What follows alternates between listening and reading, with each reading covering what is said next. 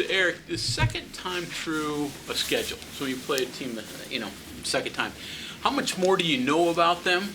How much does that help you, or is it not that big a deal?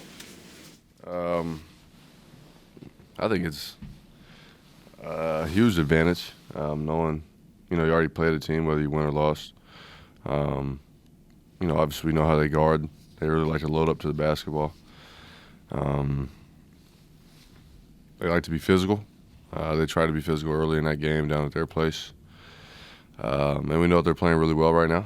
I think it's 3 top 15 wins in a row at home, if I remember that right. But, yeah, they're playing well, and, this is the time of year where teams, crazy stuff happens this time of year. So playing a team twice and, has always beneficial after playing them the first time. So the second half of the schedule is, I'd say, more favorable, just because you're, familiar with who you're playing. They know you, so do they counter stuff that you did the first time around? Do they change how you? I don't know, because the way they guard is just they just load up to the basketball. So I mean, you can run anything you want, but they're always going to be loaded up on the midline and whatever. And so just like I did in the first game, I'll try to attack them with skip passes, try to attack their closeouts. Because when you're rotating from the midline all the way out to the wing or to the corner, it's pretty hard to close out and to stop a guy from driving, or making a play. So that's what I'll be trying to do, is trying to attack the closeouts and skip the basketball across the defense, trying to get guys wide open shots. The key is reversing the ball against them. I mean, you got open shots when you were able to get the ball across the other side, right? Yeah, from what I remember and where I found comfort in that game was in the slots. When the ball was moving and, it went from corner to wing and then wing to opposite wing, which I call kind of a slot. You can really drive that area because the way they close out and the way they're taught to guard. But like I said, the skip passes are huge. They try to have a lot of ball pressure and, trying to get up in your space or whatever. So, one skip pass across the court lightens things up pretty quickly. I think I did that to Trey. I was on the right wing in first half, skipped it over to Trey. He knocked it down in the corner. From then on, I kind of figured out how to attack him. So I like our chances. You think back to that first game, it was a must-win, and you're almost in that situation again, wanting to protect the home court here. Same mentality, right? Yeah, they're all must-wins at home now, for sure. We would love to get 2 on the road, which would just, maybe get us to an 8 seed if we can handle our road wins and then take care of business at home. But just win at home and you'll be in the tournament for sure. You mentioned that they're playing better. What do you see when you study them that leads you, that shows that they are playing better? Well, they got AMAC. AMAC's back playing. I don't know AMAC, personally. So he's very skilled. He's not an above the rim guy. In the pick and roll situation, they'll try and short roll him, pocket pass to him so he can, he's skilled. He's a good passer. When you have a big like that, you can short roll into the middle. Then you're at that'd be a 3-on-2 or 4-on-3 situation. He could, he'll be able to pick you apart, if you let him. So we're gonna have to, beware of that. We're gonna try and, not let him roll. I'm trying to say this without giving away our plan. We're gonna try and not let him roll. That's common knowledge, anybody that studies them. Yeah, but there's different ways to go about it. So, yeah. So we're gonna try and not let them roll, and not let their guys that can make open shots get open shots. And we're gonna try and make the guys who don't make open shots get open shots. So I think we have a good game plan. I think we're comfortable with it. And we need to have it. We need to have a win. Eric, with what you're saying there with Amick back, so they kind of have some options there with Bacho. Bacho? He's out. He's out. Well, he was in a boot the other day. Oh, okay. So Amick comes back, I guess, at the right time. Of Erik Stevenson. Yeah. So Amick's coming back right at the right time then for him. Yeah, if you will, they give him a different look. With Bacho in there, it was, obviously he's a good rim protector. He's very long, very athletic. He's still young mentally. So AMAC is obviously older. He's played well in other leagues. But he's not much of a above the rim shot blocking type of guy. So I'm talking like I know everything about their team, but he's different than Bacho. Yeah. So it might take a couple possessions to feel out how he likes to guard defensively, especially on the in the help side situation. But we're gonna try and figure it out and win the game. Kind of along the lines, sorry, Joe, with your expertise on Texas Tech, I mean, this could be a team, if you kind of look at projections and stuff, that you guys could play in the Big 12 tournament. Yeah. So, I mean, that would be a third game against them. So, I mean, just matchup-wise, I mean, I like our matchups with Yeah. these guys, man. They got a guy, what's his name, Roach from North Carolina. He can shoot it. He good catch and shooter. Davion Harmon can get in the lane and make a play. Jalen Tyson is big and he's athletic. I think he's really skilled. Tyson is. I don't know if they use him enough over there, to be honest. O'Banner can pick and pop and shoot it. He's a vet. He knows what he's doing. AMAC has played a lot of basketball. He put up 18 and 12 in the league he was in a year ago. So, they got guys who could play, man. Everybody in this league has guys who could play. It's just a matter of putting it together and being consistent with it. the freshman's still out, though, right? I forget his name, the shooter. Yeah, Pop is out. They got a couple of freshmen that are playing well for them. That's why they've been winning games. Those freshmen haven't been hurting them. I think, what's his name? They got Fisher and Williams, both freshmen. They got one more freshman, I think. But that's the reason why they were losing games early. In my opinion, when I was watching, I was like, their freshman was killing them. But now those freshmen kind of limited the amount of times that they were killing them. So, it helps them win games. It's comforting for Mountaineer fans to know that you know so much about them. I watch basketball all day, man. That's all I do. You're coming off of another extended road trip.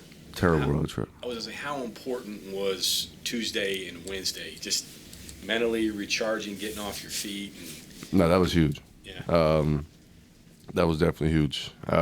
Personally, Iowa State game, I got a little banged up, and then I had food poisoning that whole day. I had food poisoning for the Iowa State game the day after that, and it's probably the day after that. I don't know what was going on. I ate some bad food. I'm not gonna tell you guys the restaurant, but Just don't eat seafood in West Virginia. no, it wasn't seafood. It was regular food.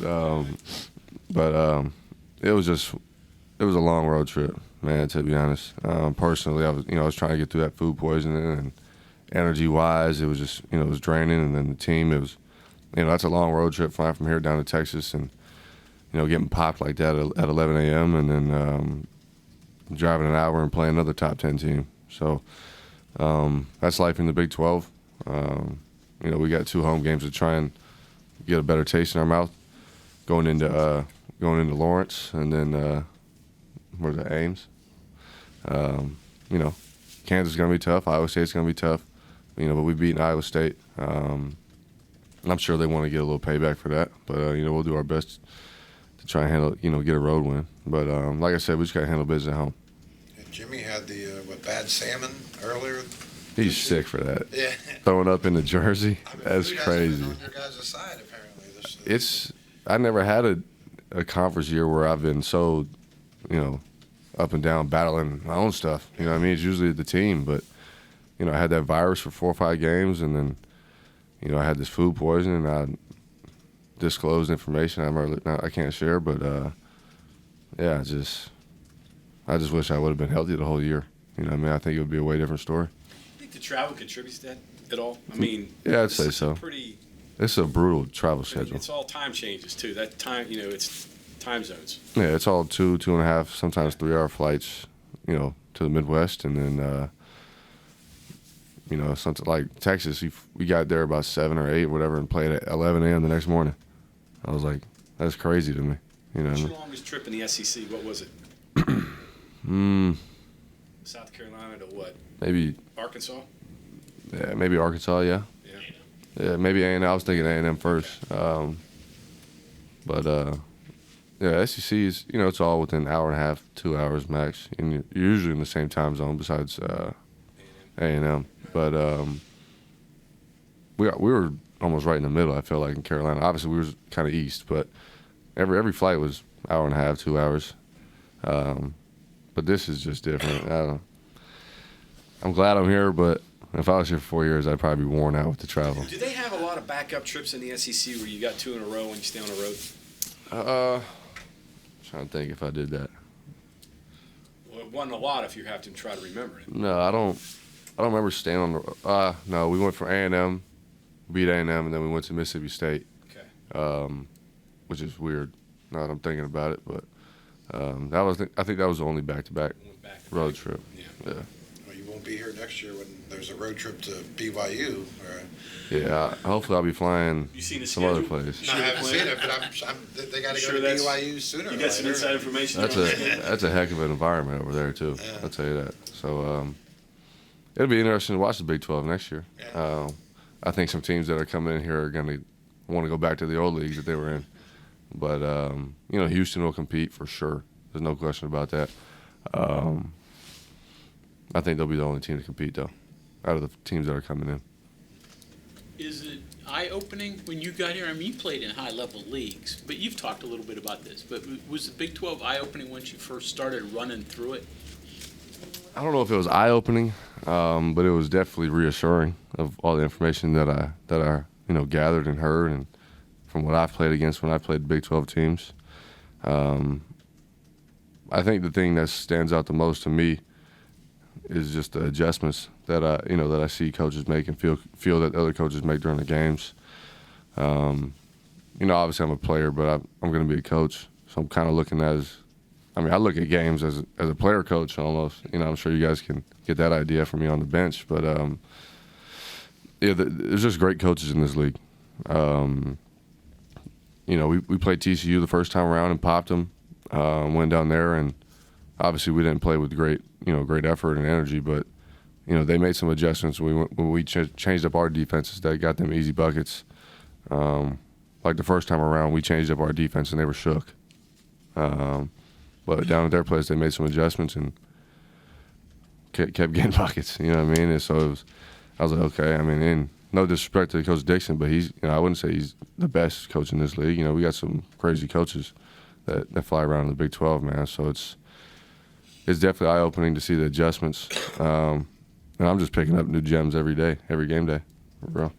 What do you think when somebody tells you that the last place team in the Big 12 beat this week's number 1 by 24 at their place 2 weeks ago? That don't surprise me because I played the last team in this league.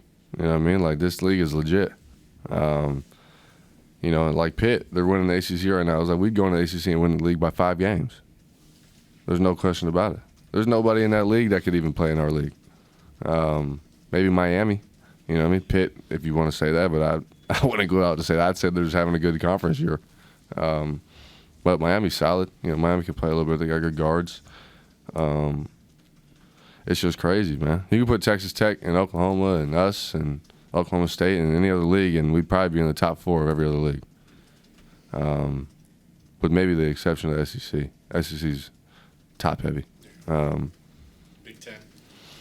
Big Ten's top-heavy, yeah. The Big Ten's got like 50 teams in it, so those teams could probably be in the top half. But yeah, it's just it's been fun. I wish personally and as a team we all were clicking and staying healthy at the same time, just to see how good we could be. But it's not over. We got a couple games left to win at home, and get in the dance. And once you get in the dance, you just got a number by your name. That record's out the window. I was going to say, isn't it almost the mindset, just survive this league, get through the travel, get through the tough games, and just try to get yourself in a position to where you can at least get in the postseason? Yeah, that's, I've been saying that to a couple guys on the team now. I'm like, bro, I just hope we get in the tournament and play somebody not in our league.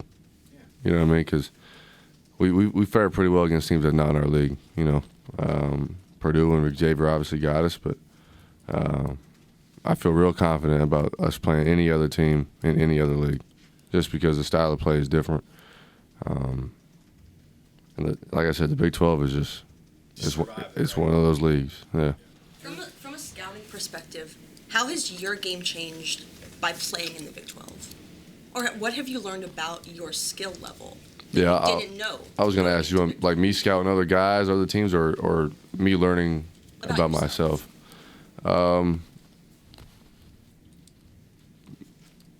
It's made me realize I got to move without the ball more. But sometimes within our offense, it's not ideal for me to move without the ball, if that makes sense, because of the type of stuff we're trying to do within the game. But yeah, teams aren't just going to let me get a wide open catch, you know what I mean, and they give me space. So it's, screening for other guys and then popping out and getting myself open, or me getting a screen, just finding gaps. If they run a zone, find a gap in the zone. Because I don't feel like I need too much space. I just need a little bit to, take a look at the rim and figure out what the defense is doing, and then make a play off of that. But yeah, I mean, I've had the best year of my career so far. So I mean, I guess just continuing on what I built on this year. And furthermore, as you're looking toward going pro, what part of your game do you hope that scouts see and latch onto? Just my competitiveness, I feel like. And my ability to stretch the floor. Every professional team, no matter what league it is, desires guys who can shoot. You know what I mean? You got to be able to shoot the ball unless you're a crazy, pick and roll, lob threat, or an elite defender. Well, yeah, I mean, I'm a solid defender. I'm not, I'm not, Tony Allen or anybody like that with Gary Payton, but, I'm solid on the ball and I'm a good team defender. Just the ability to sit in the corner and, okay, we got to worry about that guy in the corner. You know what I mean? So they call those 3-and-D guys in the league or in the professional world. So if that's my role, that's my role. I'll embrace that and do whatever I need to do to help the team win. Erik, looking at the Big 12, you talked about the coaching. Talk about the talent level and the physical play in the league. How that also separates it from. That's definitely a huge factor in the league as well. Comparing it to the SEC, which is probably in my opinion, the second most skilled and athletic league. SEC is just full of athletes. It's always above the rim. It's fast, up and down. I wouldn't say it's the most skilled league for sure. I'd say this is the most skilled league. Big 12, man, it got athletes. It's got shooters. It's got skilled guys. It's got bigs who can play. And if you put those all together with a coach that knows how to coach, that's going to be a good team. You know what I mean? So, there's all types of talent in this league, and athleticism and brains, and guys with the ability to win in home environments. How about the physical aspect of the league? I mean, it's like it seems to me like you and Keedy, they focused on. Yeah, they try to be tough. There's teams that try to be physical, but there's teams that are actually physical and teams that try to be physical. If that makes sense. It's always funny playing the teams that try to be physical for the first 5 minutes. You know what I mean? And then they kind of just go back to their normal ways. But there's definitely some teams that are physical for sure, like legit physical. I think we're one of them. Because if you're not going to play. I'm not going to say any other teams just because they'll probably, like that. But there's some teams that are physical for sure. Erik, when you your first game against Texas Tech, that kind of came either at the tail end of whatever slump you were in, and maybe like the beginning of getting back to normal, right? Mm-hmm. Wasn't a perfect shooting day for you, but you did a ton of stuff to help them win, the assists, the rebounds, things like that. Did you feel like you were onto something there? Yeah. The game, like, all right, this is more like me. Yeah, that's exactly what I was feeling like out there. I was. I had some open looks that normally would drop for me, but they just didn't. That was the time where I was trying to recover from that virus and, get healthy. But not just in that moment, but every moment. Every game I try to affect the game in other ways than scoring, just because there's so much to it.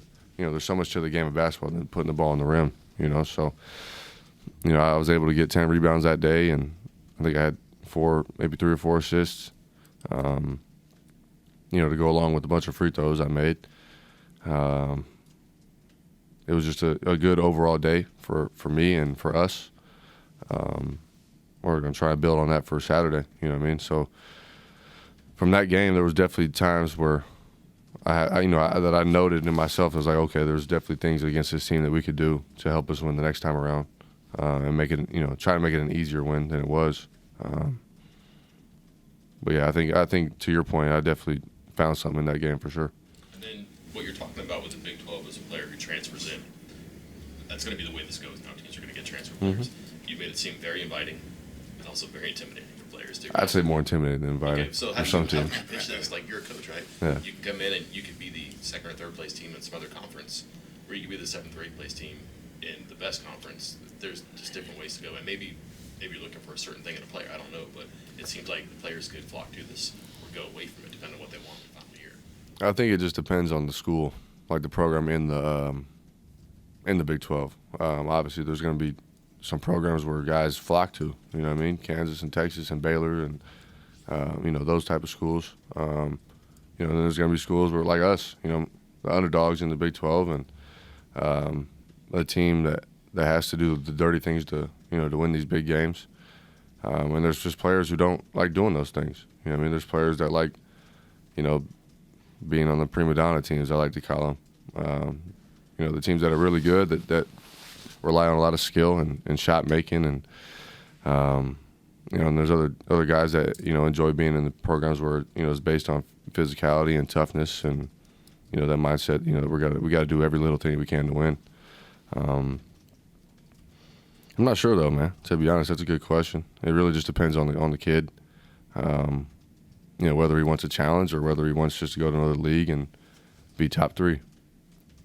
Erik, you were Coach Huggins after the Baylor game was talking about against that zone. You guys weren't running the right stuff, or not. I guess not doing what he was looking. I'm sure he probably talked about that to you guys after the game. Concerning there at all, because it's not like you guys are a bunch of young kids. So I'm kind of wondering what was going on out there, and why wasn't stuff being kind of run the way he was looking to be run. I think we were trying to run it. Yeah. But the way they were playing that zone was not the most ideal 2-3 to run the stuff we were trying to run, if that makes sense. He's definitely right. We didn't execute at all. That's why we lost. But there was also things that they were doing differently to the, which was combating the set that we were trying to run. So yeah, it was just one of those days, and it was one of those road trips, to be honest, and nothing went right. They both shot the lights out.